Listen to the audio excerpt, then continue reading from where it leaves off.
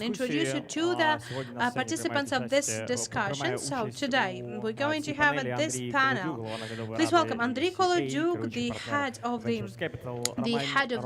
of the OVCA Supervisory Board, managing partner of Venture Capital, Roman Nikitov, the ICU director, Pavel Bogdanov, general partner of Almas Capital, and Yevgen Utkin, the chairman of Porsche Ventures. I would have hoped that we would have maybe a little bit more balanced panel with women on it as well, but c'est la vie. This is always a problem with venture panels, by the way. But let's first and foremost, if you can go down the row and talk about your fund, what are the type of things you're investing in, and some of your recent successes. Andrei, please go first. Okay. Hello, everyone. My name is Andrei Kolodyuk, and first of all, I'm pleased that today we have a panel with UVCA members of Ukraine Venture Capital Project Equity Association. That we have 52 members, and the majority of them present today on the panel as well. But also I'm the founder and manager part of Ventures Capital. We are early stage fund that invested in 12 companies with a minimum investments of $500,000 up to $1.5 million. But also we have a late stage investment, 5 of those, when we invest a few $1 million and also co-invest with other private equity funds. Overall, we have a portfolio of 20 companies. They all have Ukrainian origination, meaning founders and tech developed in Ukraine. This is our mandate. We done it on purpose. We don't have that mandate from our LPs, so institutional investors, because we don't have it. We are a fund that actually have investments from other tech entrepreneurs that are part of our Ventures Capital. Roman, please. Our host. Yes, good afternoon. My name is Roman Nikitov, and I represent VC arm of ICU. We are recent on the market, brand new. We've just started investing this year, have done not so much, but we've done 5 investments so far. The strategy that we pursue is also trying to support the Ukrainian innovative generation with investing into the companies that are either founded or have links to Ukraine or wider to Eastern Europe. We are investing in almost all sectors, apart from those that we don't understand. Don't pretend to understand all of them, but some of them are fully out of our scope.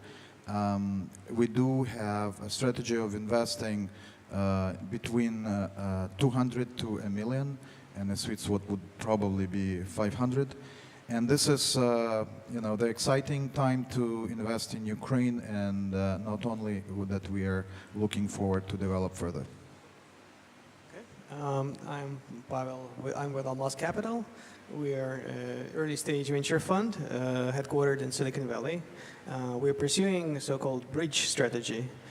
We invest in companies that sell to US market. Basically, that's the bulk of our investments. At the same time, companies develop their products or services in Central Eastern Europe. We have been in business for close to 10 years now. Ukraine is one of the key markets for us.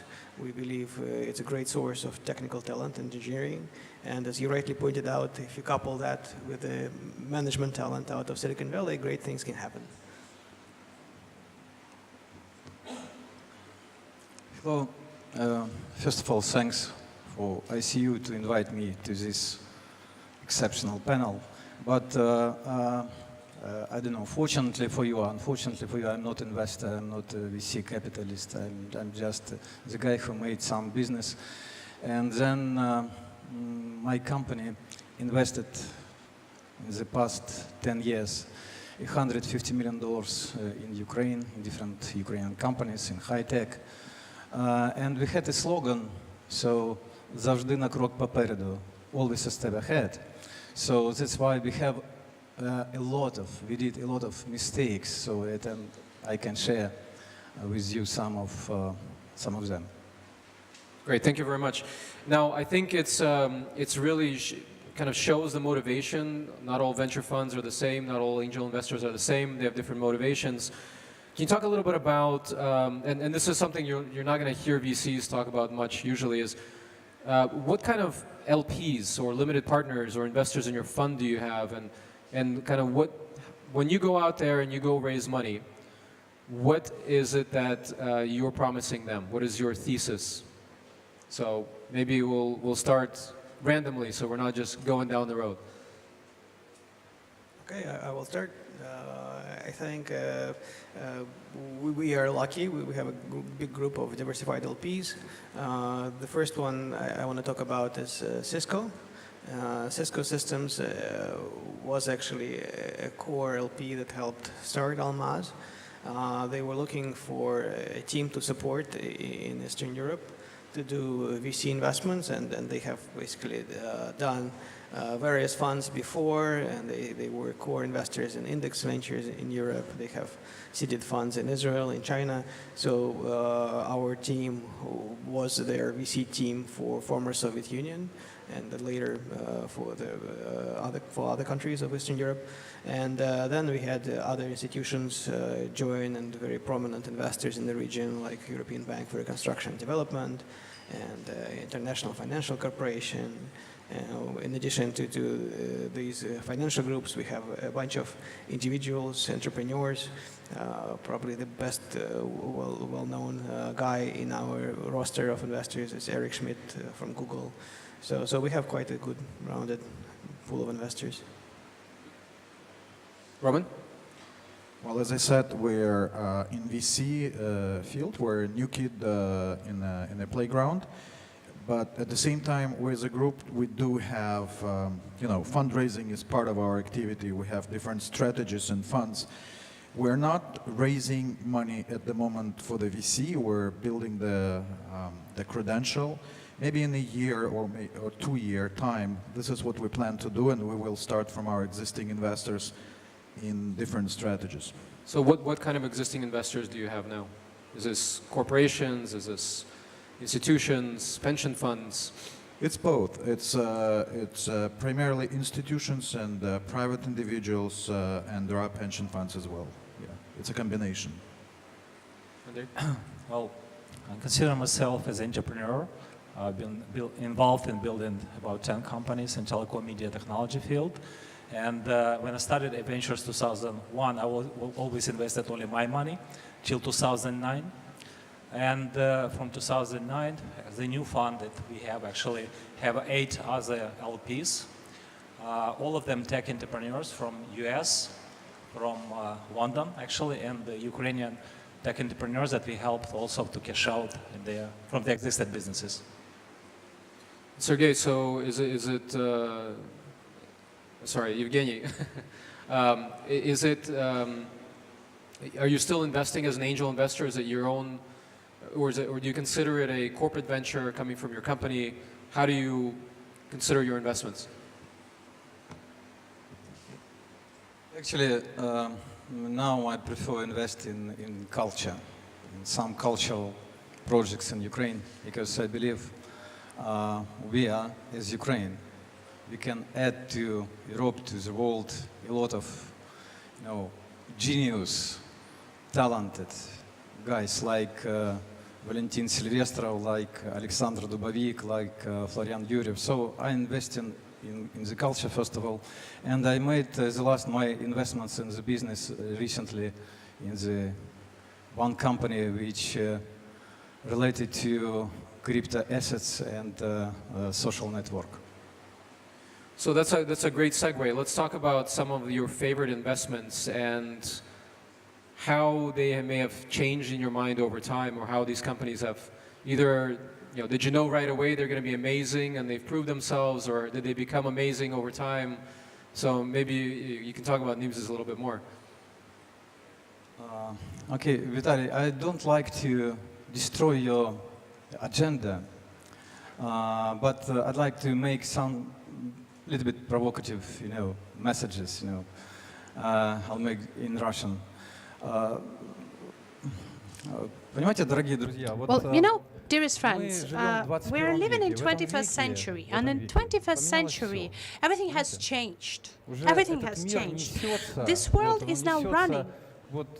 просто несется This уже world is just очень-очень running, далеко. running out of И pace, поэтому running very fast мне out of pace. не очень And for me, интересно I'm not смотреть на вот really эти цифры, interested как in был looking at Израиль, these как были numbers, what Соединенные did Штаты, Israel потому что do, what this бесполезно. USA Я did, учился в 6 because it's бизнес-школах, и это useless. I've been бесполезно, studying in это 4 уже слишком business school. поздно. It's useless. У That's нас too есть очень late. хорошая новость.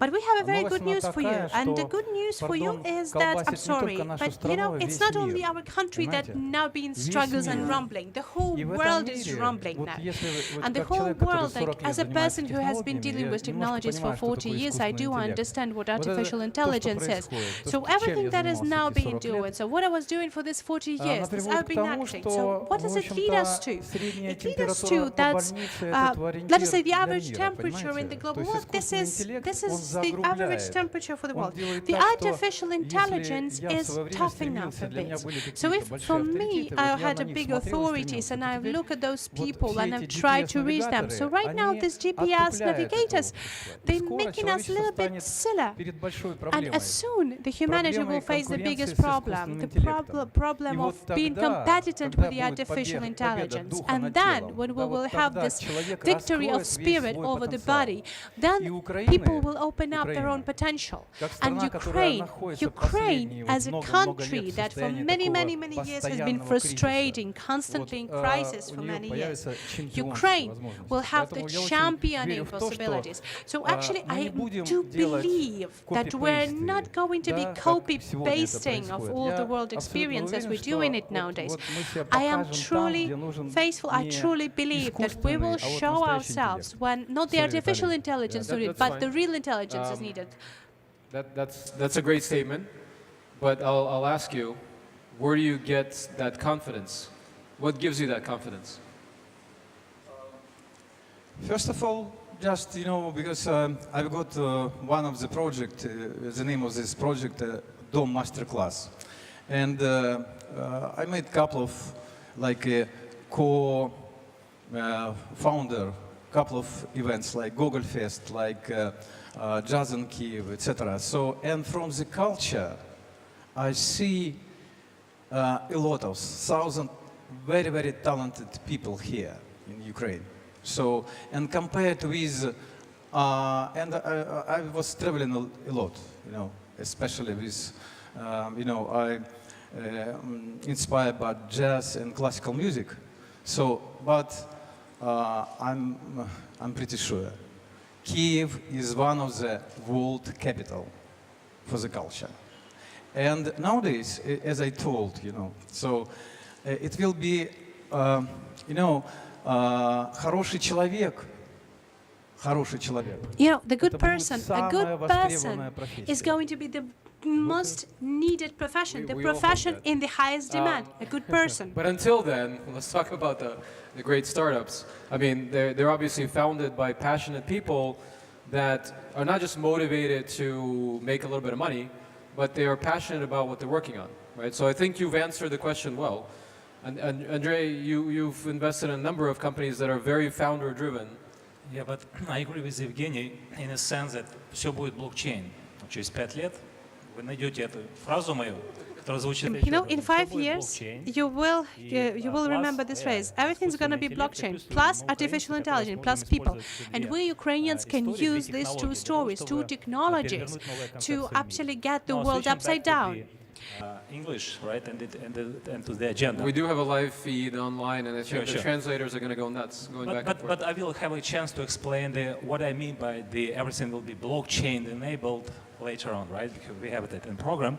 So yeah, we don't invest in the companies, we don't invest in startups, but we invest in the founders that are using technology in order to actually change something.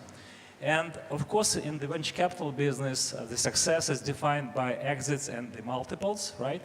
This is what you measure it on the website, on your slides. But in reality, we like the founders that want to disrupt something, actually bring the value. Of course, we have, as I said, portfolio of 20 companies, but some of them actually bring the real value. For example, we investors in the Bukimed. Bukimed is a marketplace for the medical tourism, for medical services. And believe it or not, every week there are cases, because of the service provided by Bukimed, some of the people actually become alive, they save lives, just literally. And I'm not exaggerated because I know how it is. So even it's just a marketplace, right? We like the guys from PetCube because they actually helping us as a human being interact with the home pets. You probably will think it as just a toy, right? It's just something, but in reality, once we will understand our pets, and especially dolphins, that we will actually change internally who we are or understand who we are. So I believe this is not just a toy or new category they created, but actually something which is have a further limits in terms of understanding how we interact with the pets, right? And it's going to be huge. And some other companies, but once again, some of them actually solving real problems, right, of the world, depending on what it is. It could be security, it could be even artificial intelligence, but in the end, technology just enable the changes, right? And we look at the people and the founders that actually brave enough to change how the things are today. Even if it's risky, but they have some vision what they want to change. They are not confident what they have today. And as I say, we are lucky that we live in Ukraine, right? Because probably if we have a ranking, the countries with the most problems, probably Ukraine is going to be in top 5. At least where Ukraine is every time saying, we are the countries with the biggest number of problems. But I'm saying we are lucky that we have problems because we have a startup to solve our problems. And from exporting our brains, we need to export actually projects that we are actually we solving our problem with, right? And this actually comes also to blockchain and some other technologies that are enablers of solving the problems of our current problems that we could export and to showcase to other countries how we solve our internal problems with the technology enabled. So there's nothing more. So it's a big opportunity for us. Yeah, I think there's nothing more boring than a panel where everybody agrees. So it's great that we have lots of different opinions on things like blockchain. I personally think it's going to take a lot longer than everybody expects. Roman, you guys already started investing. You're relatively new. You know, the investment decisions are relatively recent for you. So what drove you to come into these companies? I wouldn't expect that you can talk about success stories yet because you just came in. What drives your investments? What gets you excited in these companies? Well, in a way, thank you for the question, because in a way this is, gets us to a fundamental decision that we have started paying attention to the new class of economy, which we could artificially, split into the economy overall, into the old economy and new economy, not only related to Ukraine, but generally in the world. And looking at your slides, I was thinking, Ukraine is doing bad. And then I was like, well, this is still the old type of looking at it. And while looking at it from an old perspective, old type of economic perspective, we're not, as a community, as a group of people, well, at least 40 million at the moment, we have not been doing very well in terms of GDP per capita, in terms of innovations, at least in the last, 20 years. And the question is, do we actually use the same terms and try to kind of fight and fit into the structure, repeating the success, something along the way, along this, the words that Evgeny was saying. And I was coming to the conclusion, and we as a team were discussing it. It took us a few years to make this decision, that no, we shouldn't kind of measure and try to fit into the rest of the world by the terms of that world. We just have to use what we have as a resource at the moment. And what do we have? This is a community of people where we all agree we have, by a coincidence or by tradition or by genes, a high level of quality, intellectual, cultural people. Okay, not many societies just have it as a given, as a starting point. So if we have that, do we fight for Ukraine's place in the world? Well, looking at your slides, I think in 10 years we will not care who will fight, the artificial intelligence whether this is locationally in Kiev, Odessa, San Francisco, or anywhere else in the world. So we wouldn't care. So in a way, now I know why, by looking at the numbers, I know why Israel is called a startup nation. And the man that was coming to my mind in, when thinking about Ukraine was like, okay, the government doesn't help. That's bad news. But in many, many cases, what we see, the government follows, at least in Ukraine, we would wish it would be different.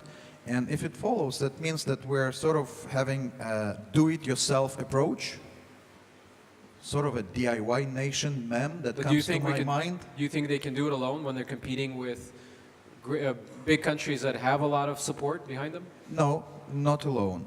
But the beauty of the new world is that, first of all, we're getting united in an ecosystem, and Andrei mentioned UVCA, Ukraine Venture Capital Association. There are different other associations. This is the biggest. I hope there will be spring-offs of different other associations where we would combine our efforts, we would be sharing the pipeline, we would be sharing the knowledge, and there is no reason to compete. At this point of time, there are not too many of us even to compete. And sharing the pipeline and sharing the knowledge is exactly sharing the risks as well for us. But fighting with Googles of the world? No, I guess we're not targeting fighting the Googles of the world, but what we are targeting is basically bridging this gap that is existing in Ukraine, where there's a great idea sitting in a great mind. And there is first $50,000 that this great mind can actually attract between, the friends and family, or by visiting and participating in an accelerator. And then then he gets a ticket and flies to San Francisco. And what does he hear with this great idea? Come back in a year when you grow up and ready to absorb $20 million. So he comes back to Ukraine and says, well, I need a few million by now. Where do I get it? And if he doesn't get it, he just dies. Or, as you say, immigrates. So our task is to leave the bodies here. We may actually, expert brains, because this expert is actually building up the expertise while bodies are staying here. And the most ambitious and, crazy out of them, start their companies. So our job to keep these people here, to keep them happy and comfortable, and because they have access to the rest of the world, sitting anywhere in the world by now, I guess our task is to make sure they stay and develop. So this is a key question: is how do we get the best entrepreneurs to stay?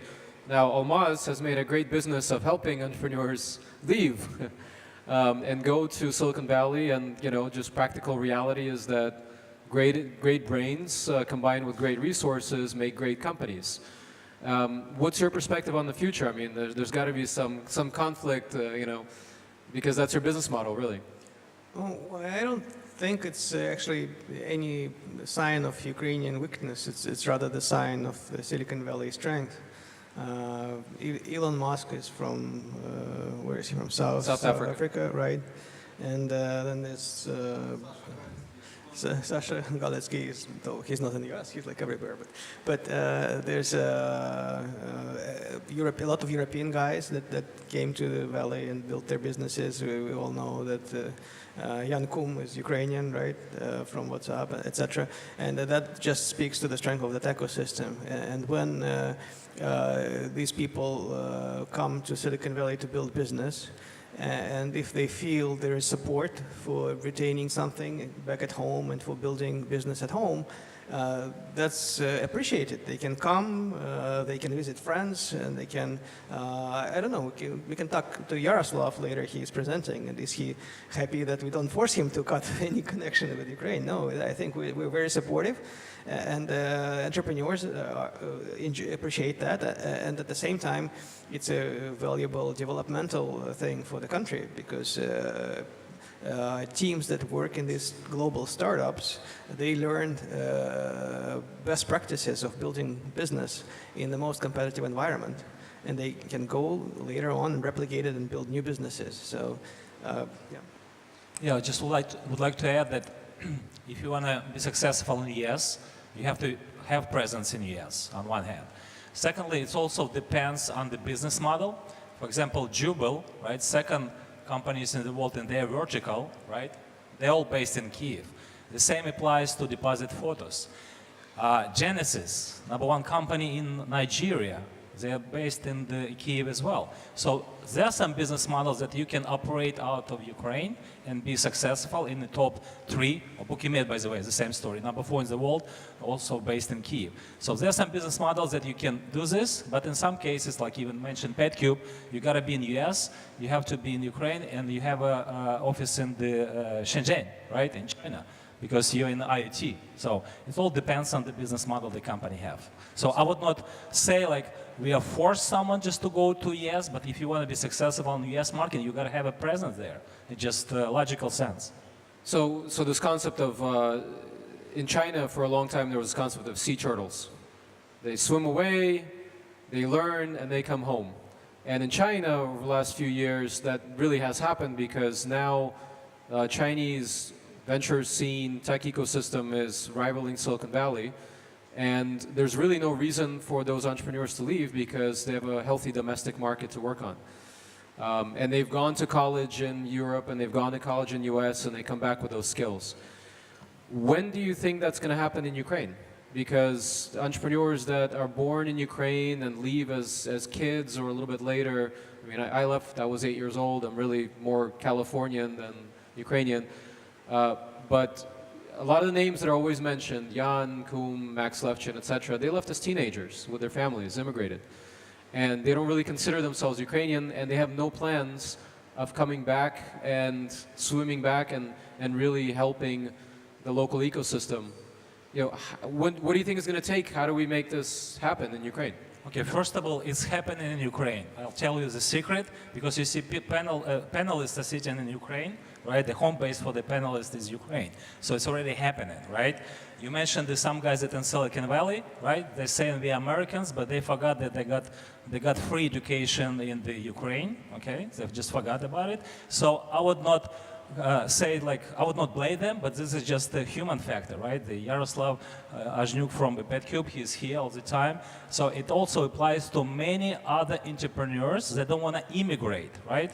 I'm in Silicon Valley from 2001. Okay, I live there, I work there, but I consider myself as Ukrainian, not only by passport, but just because I want to be here. And as we said, the question is, where you based? I always say, I'm based literally in the cloud, right?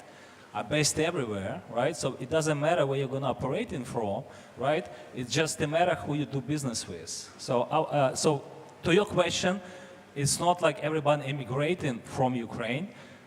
I see all of them have a value creation happen in Ukraine. You call it developers, but I disagree because the product is still developed in Ukraine per se, okay? And this is what I define as a value creation. It doesn't matter, it's still happening here. Yes, we don't have an internal market big enough, the same with Finland or Israel or guess what, even in Europe, I'm sorry, I'm talking to venture capitalists in UK and they say the same, you know what, we invest like you, first round and then we just push our company to win US market, okay? Except China, which is standalone, right? The other markets are, if you want to be successful, 2 markets. We call it global, but in reality it's US or Asian one, meaning pretty much China or Japan itself. So let's do a quick lightning round, right? Quick answer, what do you consider a Ukrainian company? So let's start at the other end. I'd like to add maybe for previous question, because people typically live in where business is and where lifestyle. And so Ukraine has no chance at all to compete with China, of course, because we have a very, very small market. But talking about lifestyle, so for me, it's not possible to make the same style as I'm living right now in Kyiv, in Silicon Valley, in London, Berlin, sorry. So, and so my daughter calling Kiev is the second Berlin, but I think it's the first one. I think. That's why, you know, I'm pretty sure we can in the future create, you know, atmosphere, especially in culture, and people will back, because world is very, very small, and today it doesn't matter where you live talking about the business. So headquarters will be definitely where the market is, but people will live where is, you know, good lifestyle. So, and Ukrainian company, so it's easy. It's by heart, you know, and that's it. Ukrainian company, so Ukrainian as a citizen, as a personality, so you can live on the moon, but be Ukrainian. So Ukrainian-born founders, or most of the team, what would you consider? What would you classify as Ukrainian company versus UK company versus US company? And for me, it's more not about nationality, it's more about values. And today, after Maidan, Kyiv demonstrated to all of the world real values. You know.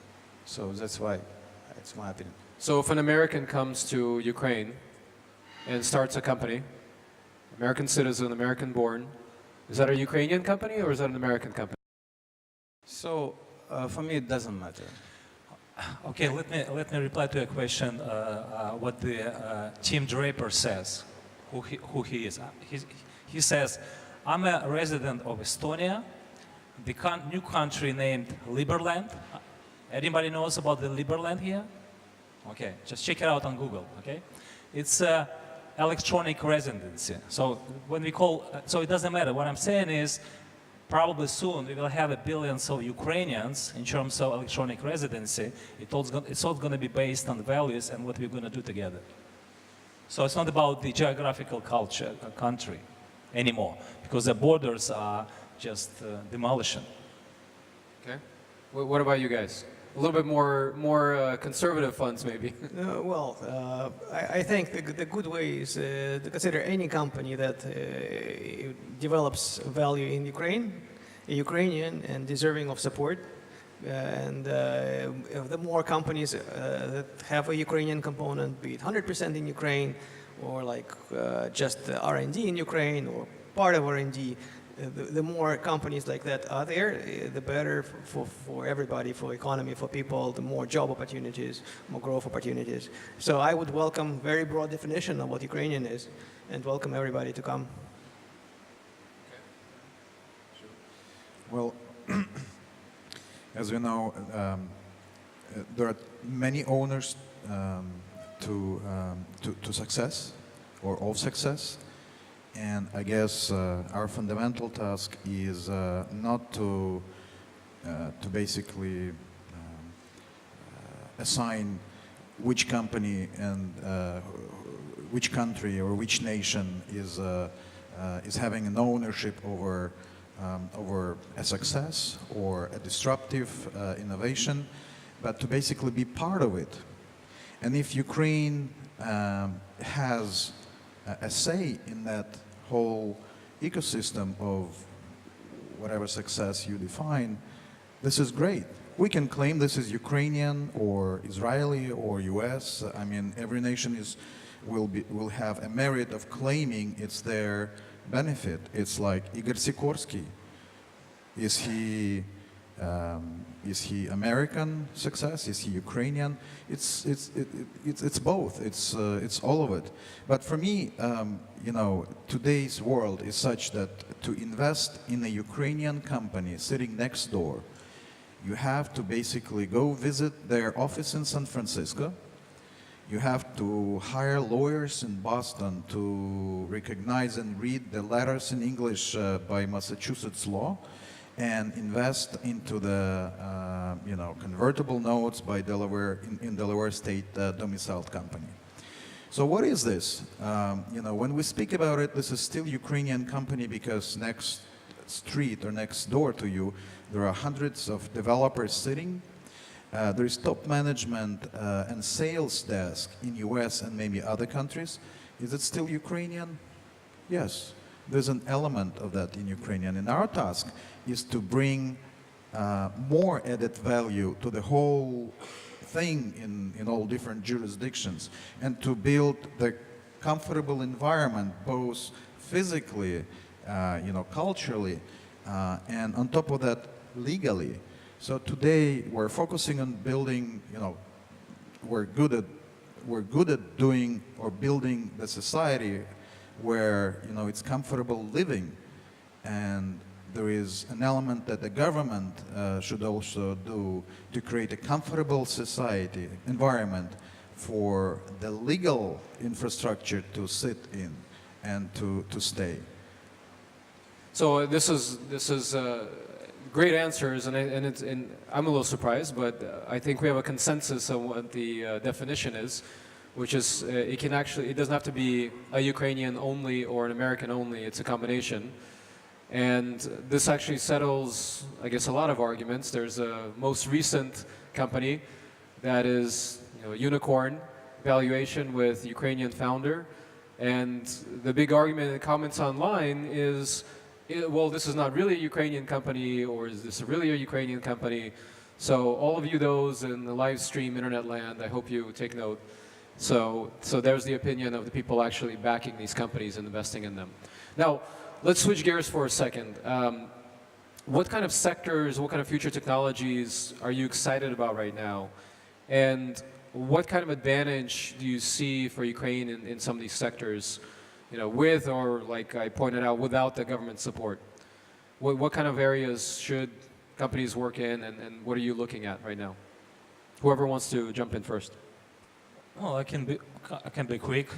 As I said, everything will be blockchain, meaning the technology will actually transform many sectors.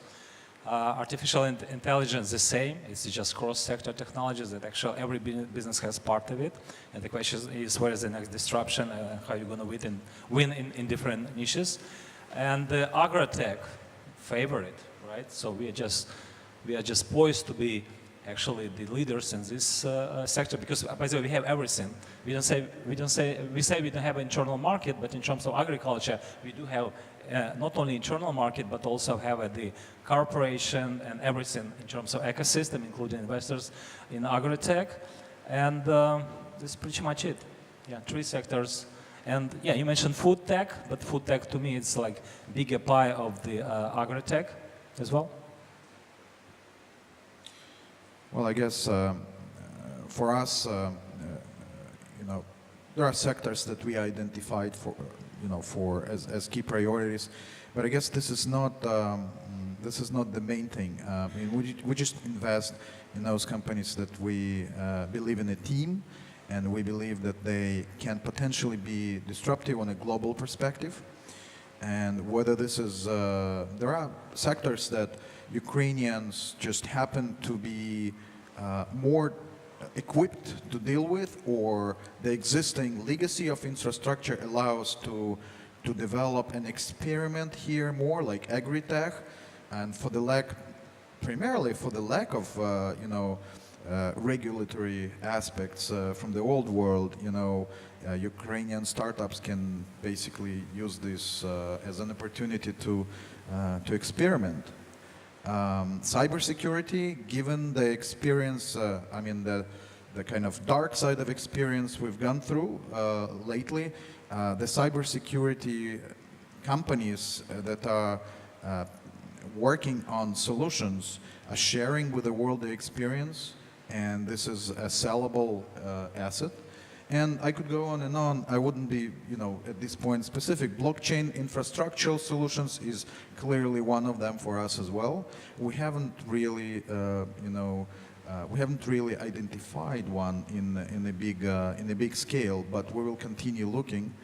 One thing that I wanted to say here on this panel before it's kind of over.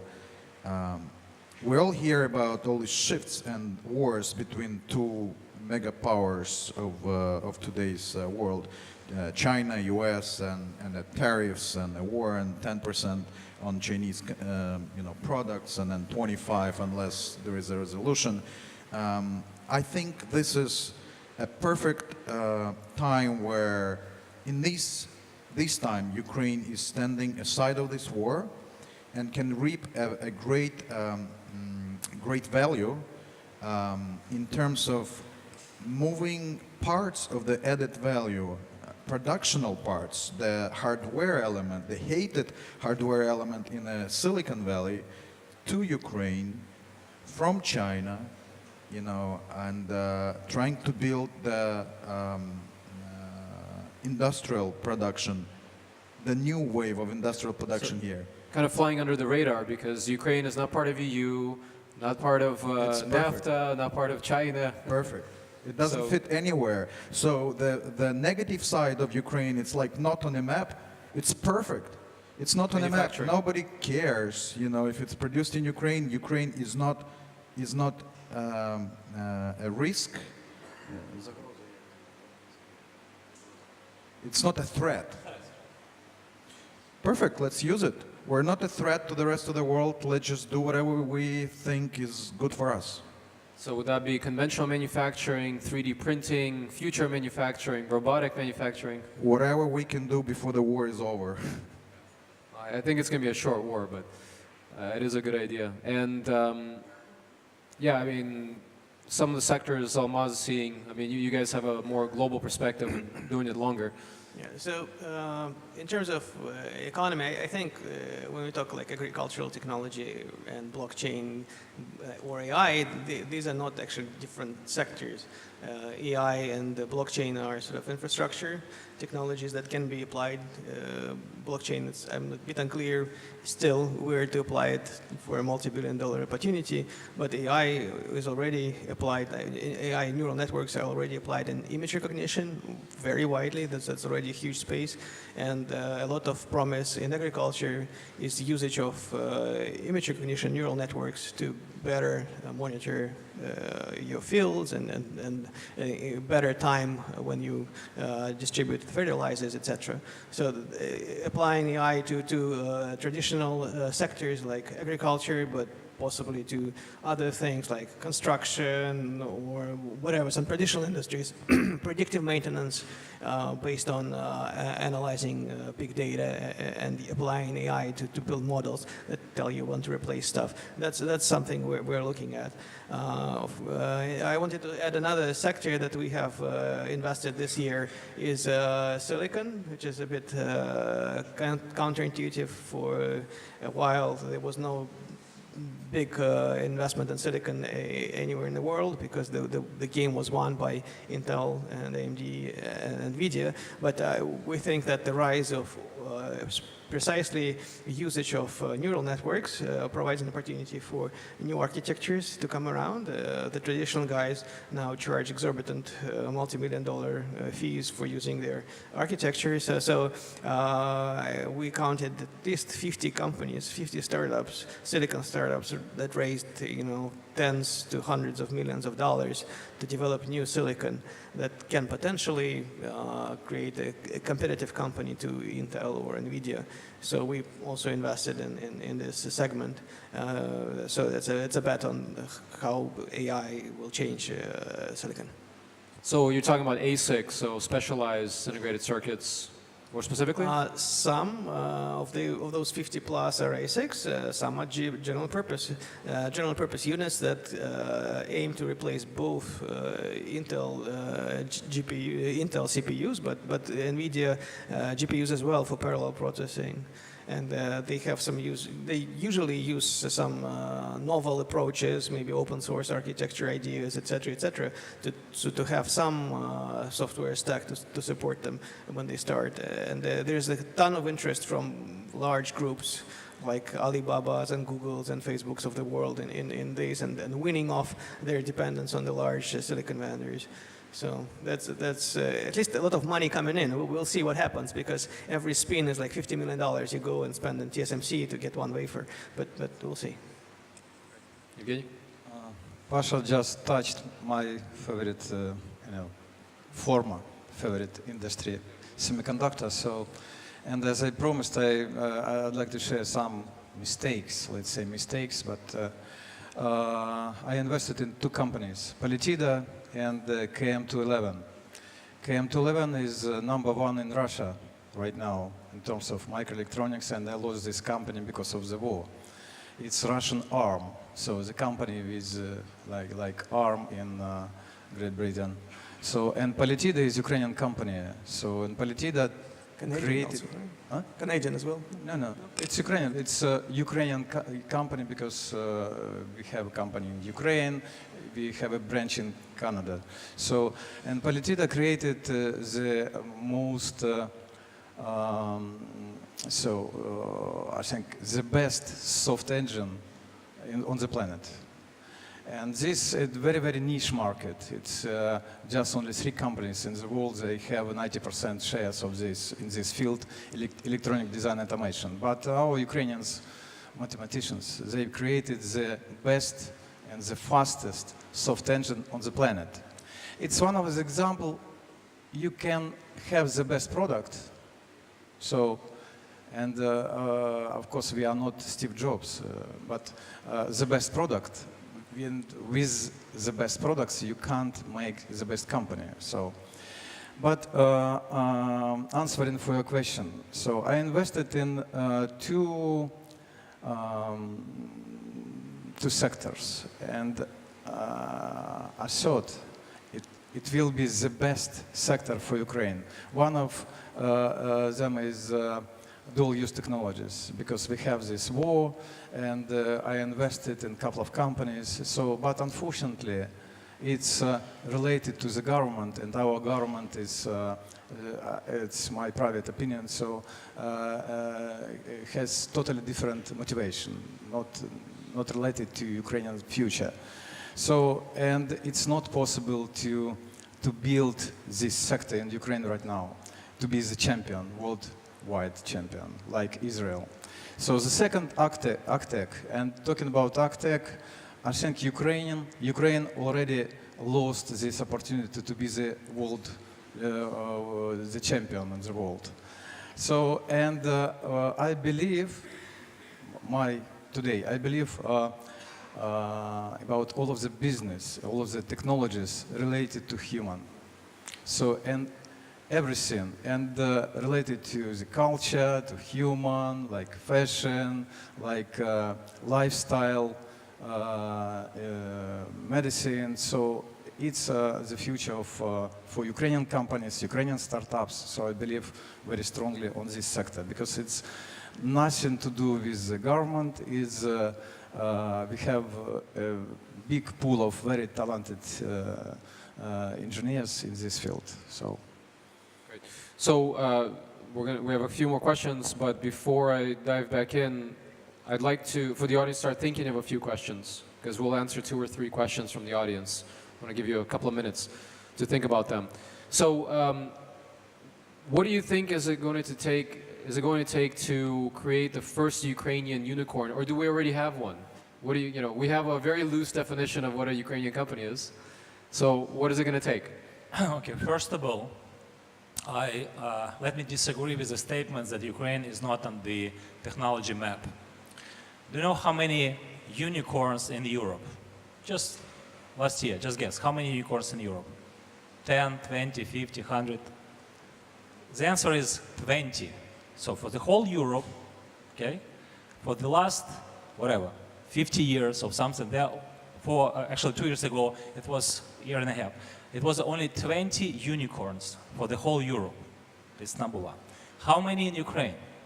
Well, by my definition, that GitLab is, because of the co-founder Zaporozhets from Ukraine, it's a Ukrainian company. It's number one. The second unicorn will be Grammarly. The third one is going to be SoftServe. The fourth one is going to be, it's IT companies, guys. It's IT companies, because Accenture is also IT company. They also do outsource, unsource, etc. So the fourth one is going to be Cyclone. The fifth one is going to be Rosetka. So in upcoming year or 2, in Ukraine, there are going to be 5 unicorns. It's just a fact. Okay? You can count on me just in a year or 2. It's going to be 5 unicorns out of Ukraine. And I'm not finished yet. There are also about 5 companies that have a strong possibility to become unicorns. I mean, Genesis, right? It's already a company with more than $200 million of revenues. PDF Filler, and some other ones, okay, including ones that I'm working on, okay, that also want to change something. But anyway, so overall, in a year or two, it's going to be 5 unicorns out of Ukraine, meaning, in comparison with Europe, we are on the map, okay, of Europe. It's just defined by the quantity of unicorns, not just because of other things, because it's one of the major factors why we are not yet on those maps, okay? So we are on that map. That's your answer. 5, by my definition, in a year or two. 1 has already happened, so let's see what happened with other ones. So can you count EPAM then as a unicorn? They're a No. public company with. No. EPAM with a Belarusian founder. Luxoft with a Russian founder. Okay? And the company started out of those countries, and they have some component of it in Ukraine. So SoftServe, by the way, in terms of unicorns, the reason why they are not so, why there is no 5 or 10 unicorns yet in Ukraine, because it takes, guys, 10 to 15 years in general to build unicorns. It didn't happen overnight. So Unless it's a scooter company, then it's in a year and a half.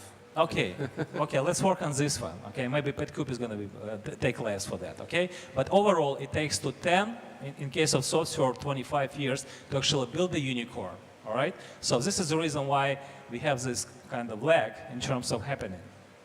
I'm surprised nobody's mentioned aerospace and rockets and that whole category, because Ukraine traditionally has a big background in that. Anyway, we'll come back to that. Guys, let's keep going. As far as unicorns, what do you think it's going to take? Do you agree with Andre with the 1 unicorn already and 4 pregnant unicorns? Would-be unicorns? I agree with Andrei. I think the companies he mentioned very well could be unicorns. But then some company can already be on the path of unicorn that we don't know. And things can happen very fast. And there's a company that we unfortunately didn't invest that this had, for example, the surprising growth path out of Romania. It started completely in Bucharest, like 5 guys when we talked to them. And they were raising money, sub $10 million valuation. And last year they had $150 million revenue, and the last round was at $4 billion valuation, led by Sequoia, a company called UiPath. And then they did this in 3 years, I think, or 4 years max. And that can happen. And then now the whole team is actually in New York, the whole management team. Speaking of, Is that really a Romanian unicorn? That's what it takes to get above a certain level. But they grew up to the first $20-30 million revenue, which took them like a year, less than a year. But they look at how they did it out of Romania, and then they moved. It could be happening here. Okay, so I'd like to say, as a guy who made IPO in 2007, and we created a company with 2.3 billion valuation in London Stock Exchange. So, but we are living on the 21st century, probably. Yeah, not. So it's new millennium, and in this new millennium, I think this unicorn, dollars, valuation, so it's not about the goal of the company. As I told, I truly believe хороший человек, good guy. The good person. So this is a mission of the business, not like social responsibility. So you can steal in something, you can create, some company which is destroying this planet, but then making, some social responsibility. No. Future of the business, and business will create something for the planet, not these unicorns, not dollars, etc., but something good for the planet. So it will be new measure of the business. So, and I think in Ukraine, definitely it will be dozens of the companies for several reasons, which we mentioned already in this panel. Roman, what do you think?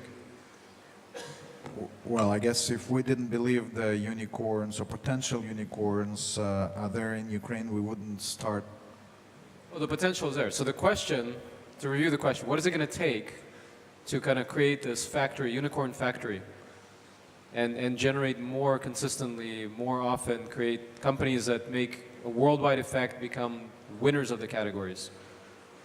What do you think is it going to take? I guess we have discussed parts of it. I mean, there are ideas and there are different ideas and there are different fundamentals, the basics on which we're starting at Spot at this point of time. And the legacy, including the Soviet legacy, the engineering legacy, there are elements of the work that is doing the ecosystem for the venture capitalists of Ukrainian venture capitalists is one of the fundamental parts of the equation, but it's not sufficient by itself. There is also an element of the government support. Well, at least not interference is helpful enough, I guess, but support would also be useful. If there is no support, that's also fine, but it'll be slower and will take some more time. But at the same time, the unicorn, I partially agree with Evgeny. This is just a very subjective level of measurement of success. And if we speak in those terms, I guess we still kind of speak in dollar terms, right? If we speak in those terms, I guess my personal belief, there are many companies that could potentially become unicorns. The question, originated in Ukraine, born as ideas in Ukraine, but as every kid is talented when he's young, and the question is whether parents or school or the society kind of develops it, supports the talent, or basically cuts on the talent and redoes the kid. In a way, it's a parenting exercise of venture capitalists, the government, the other ecosystems that is there to support these kids or startups to basically deliver and bring the talent through to the unicorn kind of valuation in dollar terms. Thank you for that. So another question I want to kind of go down the line, because I think everybody has their own individual experiences and opinions, what form them. So, if you're talking to somebody that is very passionate and motivated and they want to change the world and create their own startup first time, what would be the one piece of advice that you would give them? Well, maybe more than one piece of advice. But in short, you meet somebody, they said, I heard great things about you, you support companies, I'm so inspired, so motivated. What piece of advice would you give them? Well, keep on trying consistently. Have a confidence and courage in you that you're gonna dedicate your life and values for next 10 years if you want to build something big. It's not happen fast. So this is the first advice. If you're an entrepreneur, even in the first time, you need to truly believe what you are doing. Otherwise, you will not build the big business at least, or be successful. Building up, obviously I agree with what Andrei says, but building up, if it's just one advice, I would try to build a team where you would hire smarter people than yourself that would work for the same goal. Well, I would suggest that the person does it if he's very passionate about it, because it's a very tough, entrepreneurship is very tough. I have seen quite a few entrepreneurs lose their families, for example, building businesses because of the dedication it requires. So if you feel very strongly, do it. If you don't want to put in the effort, there is very little chance of building like a VC fundable company. But maybe you build some lifestyle business, which is also okay. And from my side, it's very, very obvious. Be yourself. That's it.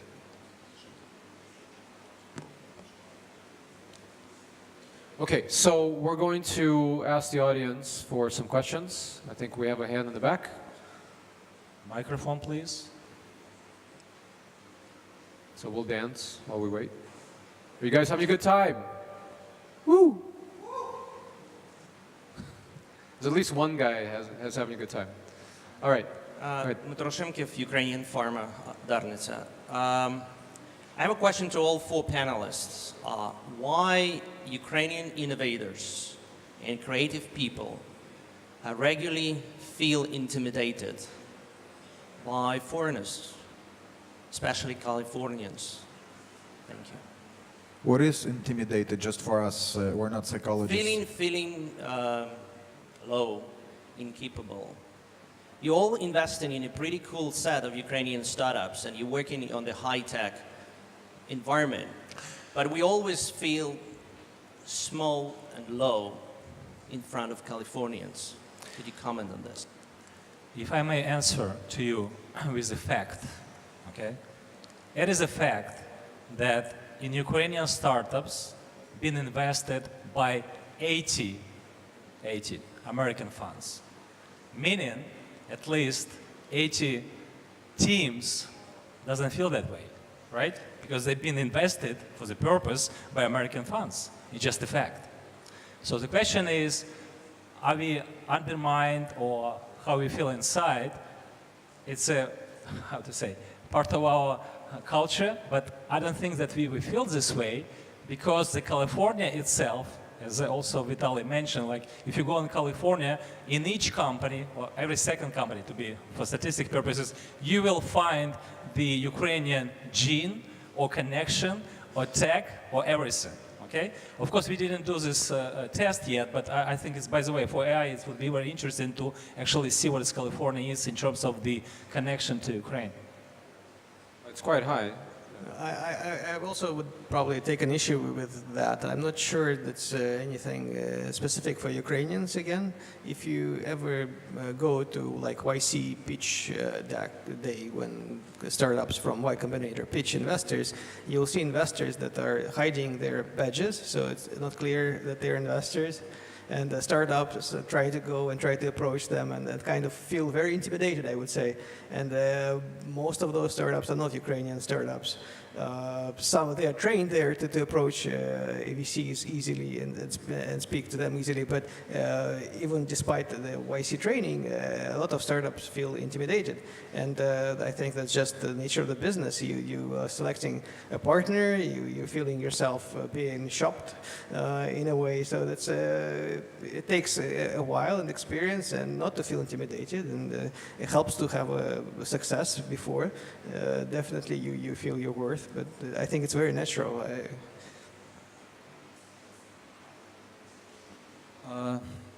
Actually, Dmitry, I do not agree with you because I myself, I invested just only to the companies which have a dream to be a worldwide champion.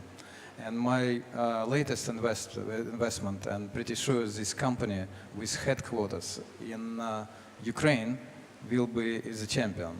So I never invested in the company which just have a, a dream to move to California. So I can also add a little bit to this question. A friend of mine, Kylie, he's a partner at 500 Startups. He's originally from Malaysia. And a few years ago, he gave a great speech in Southeast Asia, and it was called Shithole State of Mind. And it's this inferiority complex that everybody in Southeast Asia, in his case, had, where, oh, I can't do it. I'm not like they're, them in California. So I think this phenomenon is worldwide, but what it takes is for people that are successful to come back and inspire others. So people say, oh, he looks like me or she looks like me, and they have the same roots, and they were able to do it, therefore I can do it too.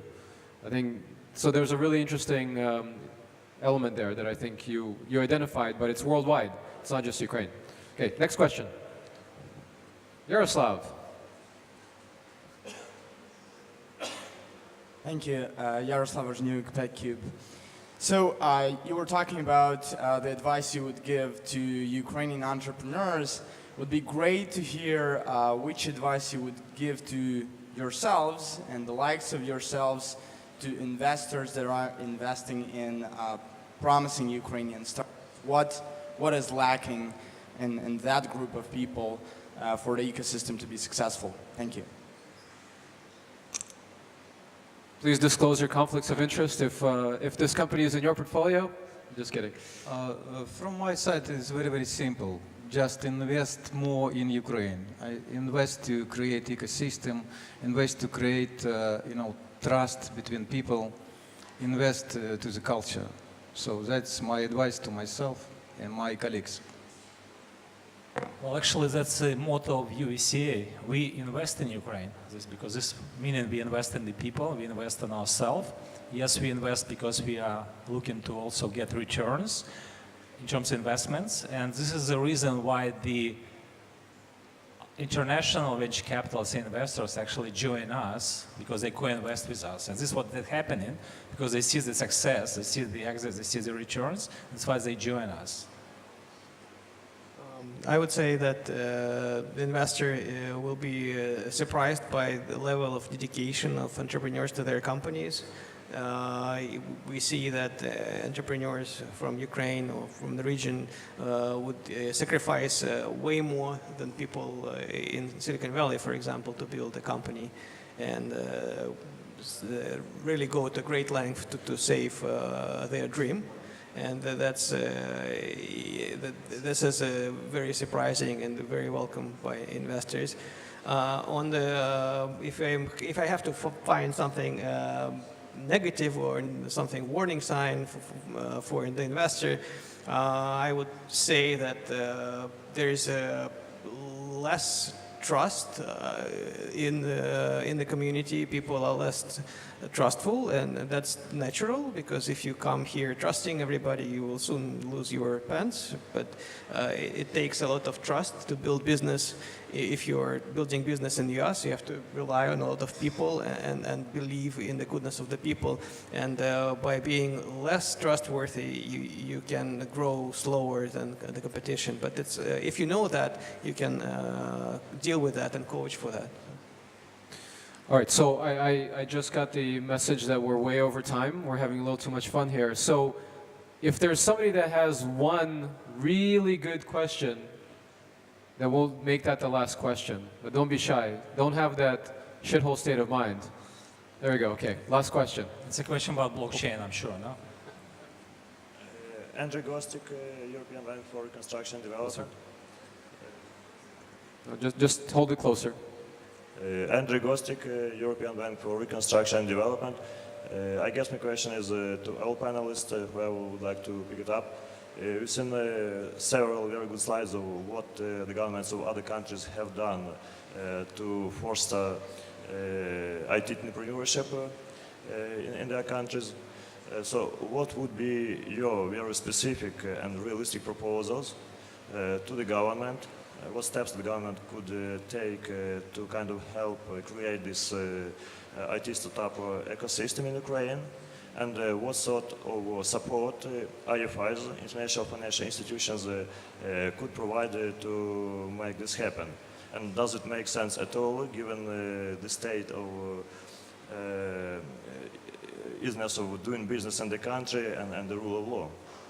Thank you. Best question I can think of. What can the government do for the tech ecosystem?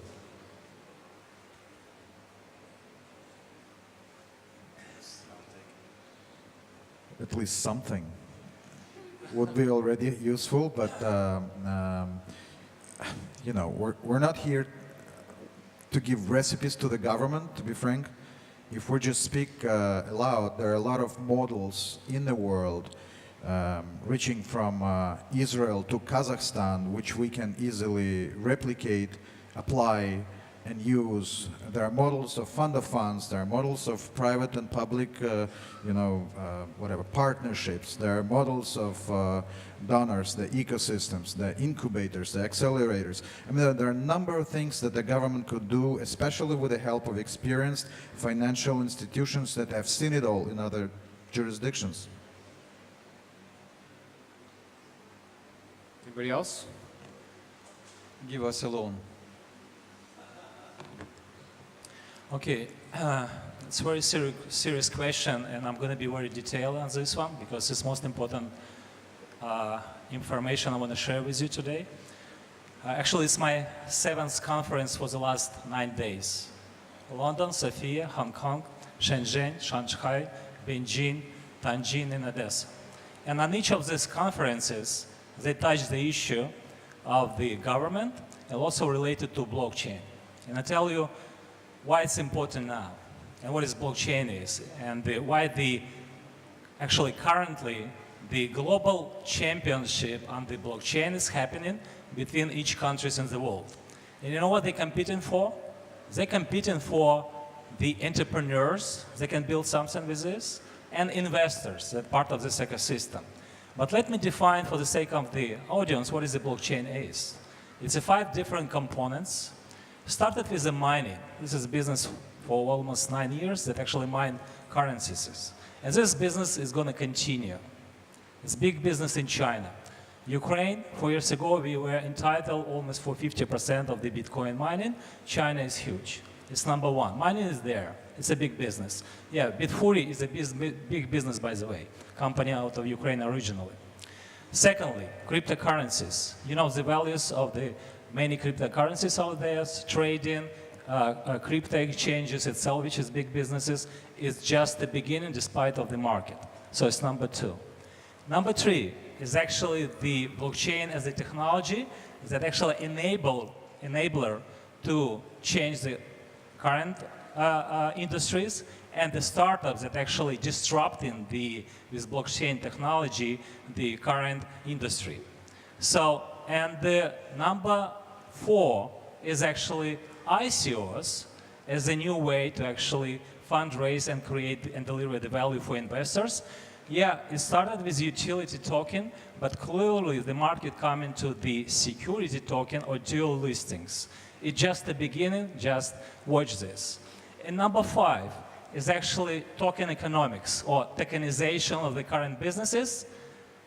In the 5 years, every business will have a new profession, which is not new, meaning the special on token economics. I truly believe that token economics itself is a new invention that we need to figure out how it's going to transform the businesses. So blockchain in short, it's a 5 different directions, 5 different businesses, and all of them are for the countries to compete. I in August, spent 10 days in Malta, okay? And you're going to hear about the Malta is going to have the new champion that actually won, or one of those actually won the competition for the investors and entrepreneurs. And this country is going to be big. So in my mind, and now it's coming back to the government question, because of the lack of leadership in Ukraine, we are losing the momentum how the Ukraine can be successful globally, be a leader in cooperation with the existing crypto and blockchain community, and we're losing this momentum just for one simple, because the government and our leaders just don't have a vested interest in this industry. This is why they are doing nothing in order to build the businesses. At the past, yes, it worked. Actually, Ukraine is the only country in the world that have built the 3rd biggest industry in Ukraine without 0 government support. Show me any other countries that built such a big business without government support. Did not exist. But now it is a momentum actually for all of us, and it's a historical change, a chance in my mind for Ukraine to be successful in everything what I made as a blockchain in the 5 categories. Mining, ICOs, blockchain is a technology that could actually change Ukraine itself by solving many problems, tokenization of the business, and something which is related to ICOs, which is ICOs for security and utility token. Why the Malta is doing it? Because they want to get the liquidity for Malta Stock Exchange. And why it happened in Malta? Because 5 people just sit somewhere in Malta and decided to actually get the Malta on the championship, and look what they're doing. What they done? In a very consistent period of time, they adopted legislation that happened in July. The first security listing is going to happen from October 1st. All servicing industry all service industry now getting licensing for this. So Malta is expecting billions of dollars, and more importantly, the entrepreneurs as the biggest value in the world because they create the value. So they're going to be all domiciled in the Malta, including Ukrainian entrepreneurs and Ukrainian businesses are going to be there for the purpose because their government is very competitive. But our government, unfortunately, is losing a historical chance to promote and build a new Ukraine for the interest of the whole community. In World Economic Forum, every panel this year was about the technology. Why? Because technology itself is the new political power and the new shift in the wealth and the value creation happening. It influences everything. So this is very competitive on the global scale, on the politics, on the economy, and the society shifts that's happening. And we are Ukrainians sitting here, not realizing what the momentum is and how we can be successful globally. This question to the actual answer to the Dima Shimke about how we feel. This is just a reality. That's why I know it, okay? I'm proud that we are Ukrainians. We do have a solid ecosystem, and we're going to be successful in this business with or without Ukrainian government. So good luck to all of us. We've done it before. We will do it again. Thank you. So that was very good. I'll be a little bit more prescriptive because preparing the presentation today for this with my team, we looked at the different things that were successful for other countries very specifically. And it's a combination of approximately 4 things. First of all, it's tax incentives that will motivate citizens, normal citizens, to invest in entrepreneurs rather than pay the taxes or hide the money. It'll be advantageous for them to invest in these companies. That's one. Second is fund of funds, investing into financial professionals to give them the extra motivation to invest in the local ecosystem. This was done in many countries. One way to do it is to match funds. The venture industry in the US started by the government doing 2-for-1 matching in the early 1970s. For every $1 of private capital, $2 of grants or matching investment came from the US government to create Silicon Valley. So there's a strong precedent. 3 is actually supporting tech education in a practical way and encouraging innovation at a college level where when they're exiting, they're going, instead of going to work for a big outsourcing company and just getting a paycheck and having a kind of a simple life that way, they're actually motivated, inspired to go and build their own companies. And the 4th is to create incentives also for foreign capital to come in. Right, to really promote the country outside in all the other ecosystems. I saw this happening for the last decade very heavily with UK government, German government, now France. They're spending a lot of money to go and promote around the world at big conferences, CES in Las Vegas, etc., to promote their tech ecosystem. So I think we're way over time. I think we had a lot of fun. I hope you are inspired, educated, and entertained by this panel, so we thank you very much.